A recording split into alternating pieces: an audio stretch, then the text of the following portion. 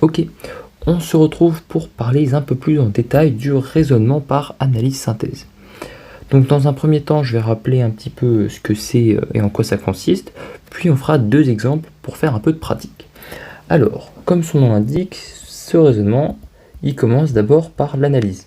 C'est l'étape où on va supposer que notre problème il est résolu, et à partir de ça, on va en déduire des conditions nécessaires que doivent respecter notre solution pour résoudre le problème. Et alors, dans un deuxième temps, la synthèse, on va devoir montrer que ces conditions qu'on a obtenues, elles sont suffisantes et qu'elles nous permettent de résoudre le problème. On va commencer par un premier exemple assez simple, résoudre racine de 2 moins x égale x sur r. Donc on applique. On va commencer tout d'abord par notre analyse. Supposons que notre problème est résolu, c'est-à-dire que racine de 2 moins x va et bien x. Qu'est-ce qu'on peut en déduire? Bon, on va manipuler un peu cette équation. On va commencer par passer au carré. Alors justement, là, on n'a que l'implication. Ça, c'est important. Donc, en passant au carré, ça nous fait 2 moins x vaut x au carré.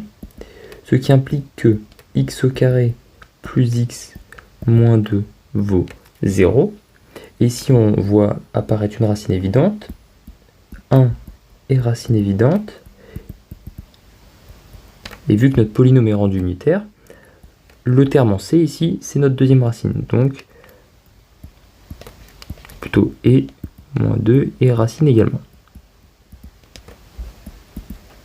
Donc là, dans cette étape de synthèse, ce qu'on a fait, c'est qu'on a supposé que racine de 2 moins x valait bien x, et on en a déduit que, alors, forcément, x valait 1 ou x valait moins 2.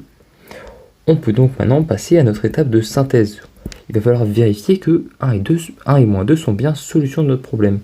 Donc on écrit racine de 2 moins x égale x. Pour x vaut 1, ça va faire racine de 2 moins 1 vaut 1. Donc 1 vaut bien 1. 1 est bien solution de racine de 2 moins x égale x. Et pour moins 2, ça fait racine de 2 moins 2 égale moins 2. Ça fait donc 2 égale moins 2. Ça, c'est faux. Donc, moins 2 n'est pas solution de notre équation. Ainsi, on a une unique solution qui est 1. Ok. Un deuxième exemple un peu plus corsé. Déterminer toutes les fonctions f de R dans R dérivables telles que pour tout couple xy de réel, f de x plus y est égal à f de x plus f de y. Donc, on va procéder par analyse-synthèse en commençant par l'analyse. On va supposer qu'on a bien f de x plus y qui vaut f de x plus f de y. Le but maintenant, c'est à partir de cette équation, on va devoir déduire des informations sur notre fonction f qu'on souhaite retrouver. On peut commencer par évaluer notre égalité en des valeurs bien choisies. On va donc commencer par exemple pour x vaut 0 et y vaut 0 pour voir ce qu'on peut obtenir. On a donc que f de 0 vaut f de 0 plus f de 0, donc 2f de 0. Ce qui nous donne f de 0 égale 0. Bon, c'est déjà ça.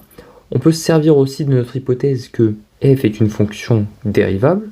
On va donc dériver par rapport à la variable x pour l'instant.